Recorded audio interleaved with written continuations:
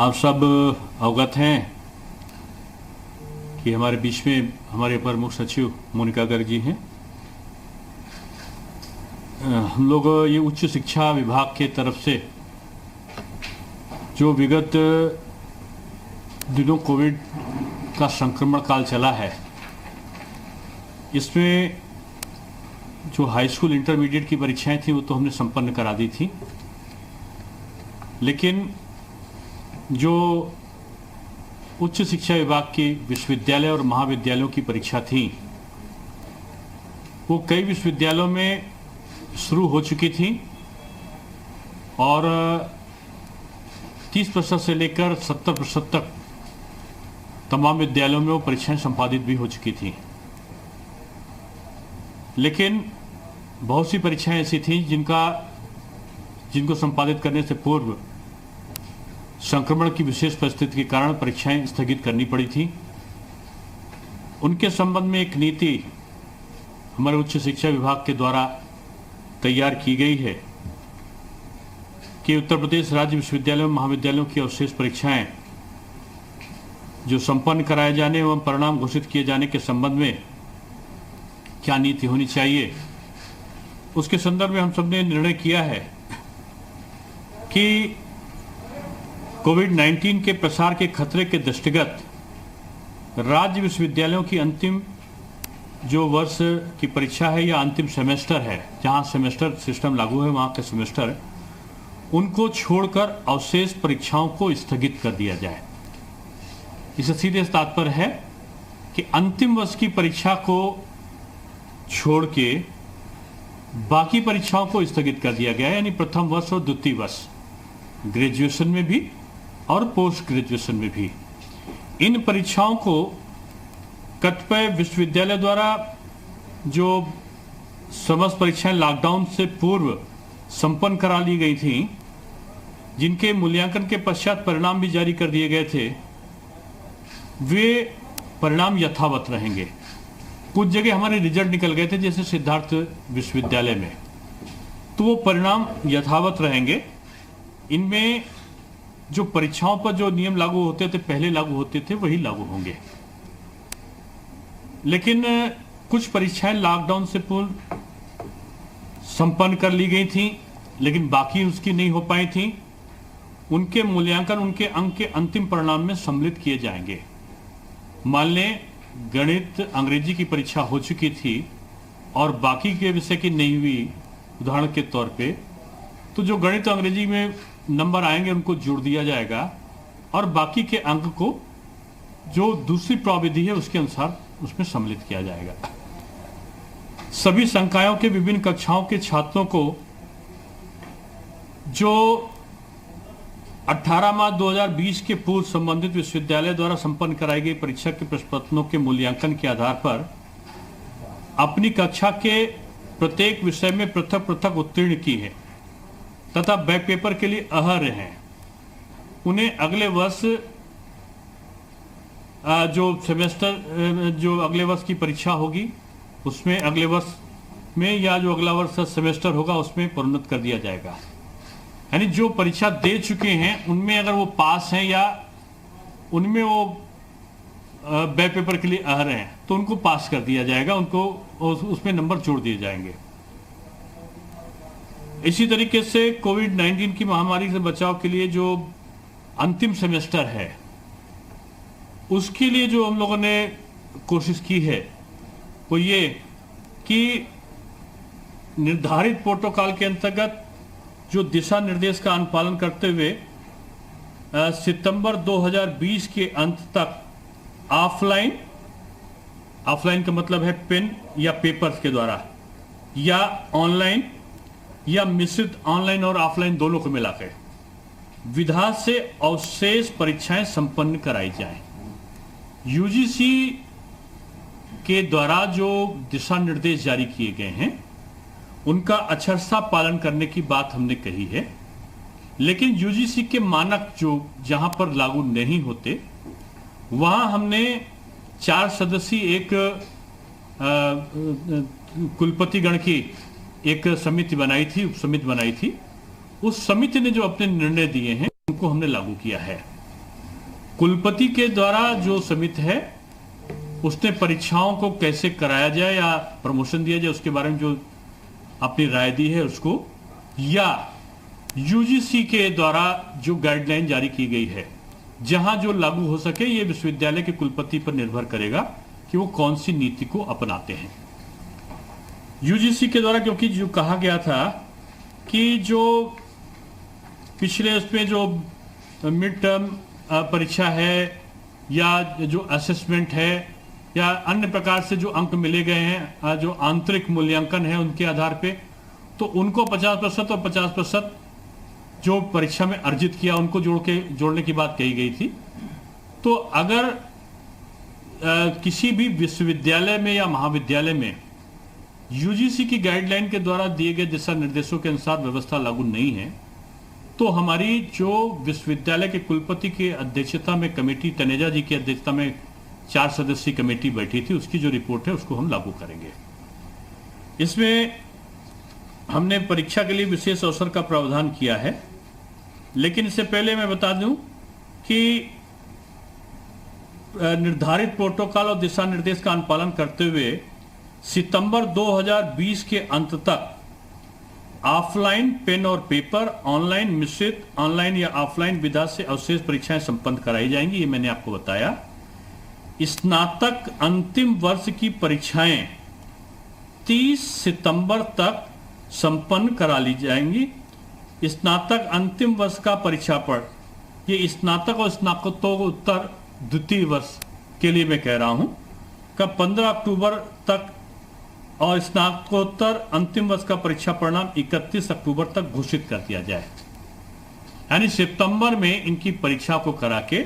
और 15 अक्टूबर को स्नातक की और स्नातकोत्तर की 31 अक्टूबर तक उनका परीक्षाफल घोषित कर दिया जाए। ये हमने तय किया है। ऑफलाइन कराना है, ऑनलाइन कराना है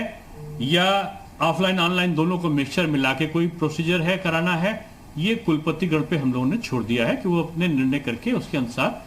परीक्षा को संपन्न करा के यूजीसी की जो गाइडलाइन है उसके अनुसार परीक्षा का संपन्न करा देंगे। परीक्षा के लिए विशेष अवसर का प्रावधान हमने किया है कि किसी कारणवश यदि छात्र अंतिम सेमेस्टर या अंतिम वर्ष की विश्वविद्यालय की परीक्षा में सम्मिलित नहीं हो पाता है, मान लो वो सम्मिलित नहीं हो पाया, कोविड-19 में बीमार पड़ गया या बाहर से नहीं आ पाया, तो अंतिम वर्ष की जो हम सितंबर में परीक्षा कर रहे हैं, इस छात्र को उस कोर्स या प्रश्न पत्र की विशेष परीक्षा में सम्मिलित होने के लिए अवसर हम देंगे। उसको अवसर हम भविष्य में देंगे और विश्वविद्यालय की सुविधानुसार इस परीक्षा को हम आयोजित करेंगे, जिससे छात्र को किसी भी प्रकार की कोई न तो असुविधा हो न क्षति हो। अब ये उपयुक्त प्रावधान चालू शैक्षणिक वर्ष 19-20 के लिए केवल एक बार लागू होगा, ऐसा नहीं कि हम हर बार इसको लागू करने जा रहे हैं। और अंतिम वर्ष का जो सेमेस्टर है, अंतिम सेमेस्टर है या अंतिम वर्ष के छात्रों के लिए प्रश्न पत्र का बैकलॉग है, इसके लिए हमने अंतिम सेमेस्टर या अंतिम वर्ष का बैकलॉग के अंतर्गत आने वाले छात्रों को ऑफलाइन पेन या पेपर या ऑनलाइन मिश्रित, ऑनलाइन ऑफलाइन मोड के आधार पर व्यवहारिकता या उपयुक्तता के दृष्टिगत अनिवार्य रूप से परीक्षाएं संपन्न कराई जाएंगी। ये परीक्षाएं अनिवार्य रूप से हम अंतिम सेमेस्टर की या अंतिम वर्ष की परीक्षाओं को संपन्न करा रहे हैं। प्रथम और द्वितीय जो प्रथम वर्ष है या द्वितीय सेमेस्टर है, उसके लिए हम लोगों ने जो प्रावधान किया है कि विश्वविद्यालय की गाइडलाइन कहती है कि प्रथम वर्ष के छात्रों के परिणाम 100% आंतरिक मूल्यांकन के आधार पर घोषित किए जाएं। तो जहां पर आंतरिक मूल्यांकन की प्रावधि है, कुलपतिगण उस प्रावधि को अपना सकते हैं। अगर नहीं है या वो हमारे उसको ऑप्ट करना चाहते हैं प्रावधि को, तो हमने जो समिति की रिपोर्ट है उसके आधार पर हमने कहा है कि समस्त संकायों के प्रथम वर्ष के छात्र जो हैं प्रोन्नत किए जाते हैं, वे छात्र 2020-21 की द्वितीय वर्ष की परीक्षा में सम्मिलित होंगे तथा संबंधित विश्वविद्यालय के नियमों के अंतर्गत यदि वे सभी विषयों में पृथक पृथक उत्तीर्ण पाए जाते हैं, तो इसके द्वितीय वर्ष के समस्त विषयों के प्राप्तांकों का औसत अंक ही उनके प्रथम वर्ष के जो अवशेष विषयों प्रश्नपत्रों का प्राप्तांक उनको माना जाएगा। इसका सीधा से तात्पर्य यह है कि जो प्रथम वर्ष के या प्रथम सेमेस्टर के लोग होंगे उनके लिए जो द्वितीय वर्ष की परीक्षा हम वहां पर करेंगे, तो द्वितीय वर्ष की जो परीक्षा हमारी वार्षिक परीक्षा के साथ में होगी, तो उसमें जो अंक आएंगे उसी के औसत अंक उनमें दिए जाएंगे। जो सेमेस्टर होगा, जो द्वितीय सेमेस्टर होगा, उसमें प्रथम सेमेस्टर के अंतर्गत जो विषयों का प्रथम सेमेस्टर हमारे हो चुके होंगे ज़्यादातर जगह पे जहाँ जिस यूनिवर्सिटी में सेमेस्टर सिस्टम लागू है, तो उनमें प्रथम सेमेस्टर के अनुसार जो प्राप्तांक होंगे उनके औसत प्राप्तांकों को हम लोग द्वितीय सेमेस्टर 2020 में परीक्षाएं जहां संपादित नहीं हो सकी हैं उनके अवशेष विषय और विषय प्रश्नपत्रों के प्राप्तांक हम माना जाएगा। इसी तरीके से हम लोगों ने जो अलग अलग किया है कि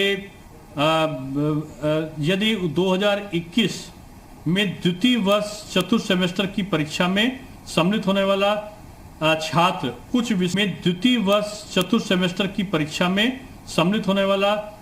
छात्र कुछ विषयों में प्रथम उत्तीर्ण होते हुए बैक पेपर इंप्रूवमेंट परीक्षा के लिए अर्ह पाया जाता है, तो इस छात्र द्वारा उत्तीर्ण किए गए समस्त विषयों के प्राप्तांकों का औसत अंक ही उसके प्रथम वर्ष द्वितीय सेमेस्टर के विषयों का प्राप्तांक माना जाएगा। सीधा सा तात्पर्य यह है कि हमने जहां इंटरमीडिएट कक्षाओं की परीक्षा के लिए विकल्प दिए हैं, पहला विकल्प कि इंटरमीडिएट कक्षाओं के छात्रों की सेमेस्टर परीक्षाओं का परिणाम विश्वविद्यालय अनुदान आयोग की दिशा निर्देश के अनुसार 50% विगत परीक्षा परिणामों के आधार पर तथा 50% आंतरिक मूल्यांकन के आधार पर घोषित किया जाए। वहीं दूसरा ऑप्शन हमने दिया है कि समस्त संकायों के द्वितीय वर्ष या चतुर्थ सेमेस्टर के ऐसे छात्र जो उपरोक्त प्रस्तर में प्रदत्त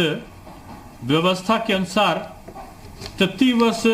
पंचम सेमेस्टर के प्रोन्नत किए जाते हैं, ऐसे छात्रों के प्रथम वर्ष 2019 प्रथम तृतीय सेमेस्टर के सभी विषयों के प्राप्तांकों का औसत उनके द्वितीय वर्ष 2020 का, जिसको मैं कह रहा हूं चतुर्थ सेमेस्टर 2020 के उन अवशेष विषयों प्रश्नपत्रों का प्राप्तांक माना जाएगा। विकल्पों पर विचार करते हुए विश्वविद्यालय द्वारा अपनी परिस्थितियों के अनुसार यथोचित निर्णय लिए जाने हैं। यानी जो ऑप्शन मैंने दिया है, हमारी उत्तर प्रदेश शासन ने दिया है, उसमें विश्वविद्यालय अनुदान आयोग की गाइडलाइन के अनुसार या हमारी समिति के अनुसार जो भी ऑप्शन वो उनके वहां फिट बैठता है विश्वविद्यालय, तो विश्वविद्यालय अपनी परिस्थितियों के अनुसार ये सोचित निर्णय लेंगे। और इसमें विश्वविद्यालयों द्वारा ये मुख्य बात है कि उत्तर प्रदेश के जो उपरोक्त दिशा निर्देश हमने दिए हैं, ये विश्वविद्यालयों में संचालित कला, विज्ञान, वाणिज्य, विधि एवं कृषि विषयों के स्नातक परास्नातक पाठ्यक्रमों के संदर्भ में है। इसमें अभियंत्रण एवं प्रबंधन को हमने नहीं जोड़ा है। अभियंत्रण और प्रबंधन के स्नातक और परास्नातक पाठ्यक्रमों के संदर्भ में प्राविधिक शिक्षा विभाग, क्योंकि वो AICTE से गवर्न होते हैं, तो ये प्राविधिक शिक्षा विभाग जो निर्णय लेगा, उत्तर प्रदेश द्वारा जारी दिशा निर्देश वही लागू होंगे। यानी मैनेजमेंट और इंजीनियरिंग को छोड़ के बाकी हमारे जो संचालित कला है, विज्ञान है, वाणिज्य है, विधि है एवं कृषि विषय हैं, उनमें ये हमारे प्रावधान लागू होंगे। और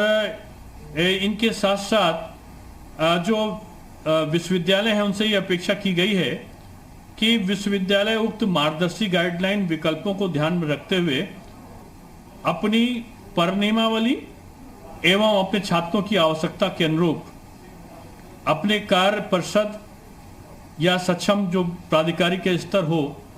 उसमें वो सम्यक विचार कर निर्णय लेकर परीक्षा के कार्यक्रम के साथ अपनी कार्य योजना को 23 जुलाई तक उत्तर प्रदेश शासन को उपलब्ध कराएंगे। यानी जो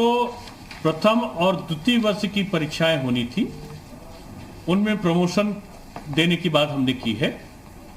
जो तृतीय वर्ष की परीक्षा है उसके लिए यूजीसी की गाइडलाइन के अनुसार परीक्षा का स्वरूप क्या हो, किस प्रकार वो ऑफलाइन पेन और ऑनलाइन दोनों के द्वारा, ऑफलाइन के द्वारा क्या स्वरूप होगा, ये विश्वविद्यालय स्तर पे निर्णय लेके वो परीक्षाओं को संपादित करा सकते हैं। हमारा सत्र नियमित रहे, सत्र अनियमित ना होने पाए, इसके लिए ये तमाम प्रावधान किए गए हैं। वार्षिक परीक्षा में अवसर होगा, जब हमारी वार्षिक परीक्षा होगी तो उसके साथ हम अन्य परीक्षा भी करा सकते हैं कि जो विद्यार्थी अपने प्रमोशन किए जाने वाले अंक से अगर किसी कारण से संतुष्ट नहीं होंगे तो उन्हें पुनर्परीक्षा देने का अधिकार होगा। यानी जो सत्र 2019-20 में परीक्षा देने के लिए अहर थे और उनको प्रमोशन दिया गया है, अगर वो प्रतिशत के आधार पे या यूजीसी की गाइडलाइन के अनुसार जो दिए गए प्रावधान संतुष्ट नहीं होंगे तो उनके पास में एक ऑप्शन होगा कि वो दोबारा से परीक्षा को दे सकते हैं। तो ये कुल मिला के उच्च शिक्षा विभाग के द्वारा जो ये किया गया था, इसमें हमने आज इसलिए घोषणा करना चाहा कि जो हमारे नियम हैं ये लागू होंगे, लेकिन मैनेजमेंट के संबंध में और इंजीनियरिंग के संबंध में जो हमारा प्राविधिक शिक्षा विभाग है वो निर्णय लेगा, वो मान्य होगा। ये हमारा उच्च शिक्षा विभाग के बारे में था। माध्यमिक शिक्षा के बारे में भी हमने हमारा सत्र नियमित चले, इसके लिए एक महत्वपूर्ण निर्णय लिया था कि उत्तर प्रदेश सरकार के द्वारा ये कहा गया कि माध्यमिक शिक्षा बोर्ड के पाठ्यक्रम को 30% कम करने का हमने निर्णय लिया है। हमारा सत्र नियमित हो, बच्चों के पठन पाठन की प्रक्रिया सरल बने, इसको देखते हुए, कोरोना की महामारी को देखते हुए हमने पाठ्यक्रम में 30% की कमी कर जो बचे हुए 70% पाठ्यक्रम को 3 भागों में विभाजित किया है। इनमें कक्षाएं संचालित की जाएंगी। पहले भाग में वो होगा जिसमें कक्षावार, विषयवार, अध्यायवार वीडियो बनाकर ऑनलाइन पढ़ाया जाएगा एवं स्वयं प्रभा चैनल एवं दूरदर्शन यूपी पर ये प्रसारित किए जाएंगे। दूसरे भाग में पाठ्यक्रम का वो भाग होगा जो छात्र द्वारा स्व अध्ययन किया जा सकता है जिसका, और तीसरा भाग में पाठ्यक्रम का वो भाग होगा जो प्रोजेक्ट वर्क के माध्यम से छात्रों द्वारा किया जा सकता है।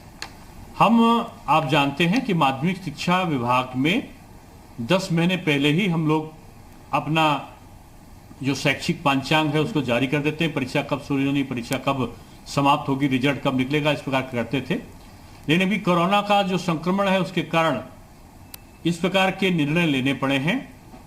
और हम जल्दी ही विषय विशेषज्ञों के द्वारा कक्षावार, विषयवार, अध्यायवार बनाए गए शैक्षिक पंचांग के अनुसार शैक्षिक कैलेंडर एवं पाठ्य सामग्री क्रियाकलाप का माहवार वार्षिक एकेडमिक कैलेंडर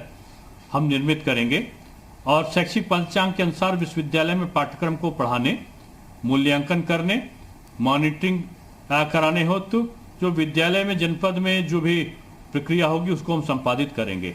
तो ये कुछ 2 महत्वपूर्ण सूचनाएं थी। पहली उच्च शिक्षा के बारे में थी, दूसरी हमारे माध्यमिक शिक्षा के बारे में थी। हमारे उच्च शिक्षा के अपर मुख्य सचिव यहाँ पर मौजूद हैं, जो मुझसे छूट गया हो तो मैं या कोई आपका प्रश्न हो तो